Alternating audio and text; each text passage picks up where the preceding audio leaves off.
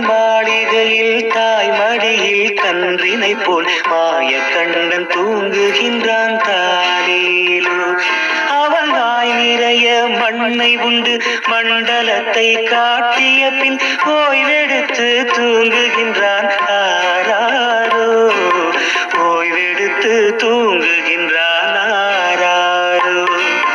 ஆயர்பாடி மாளிகையில் தாய் மடியில் கன்றினை போல் மாய கண்ணன் தூங்குகின்றான் தாலேலோ. கண்ணனவன் தூங்கிவிட்டால் காசினியே தூங்கிவிடும் அன்னையரே துயிலெழுப்ப வாரீரோ. அவன் பொன்னழகை பார்ப்பதற்கும் போதை முத்தம் பெறுவதற்கும் கன்னியரே கோபியரே வாரீரோ. கன்னியரே கோபியரே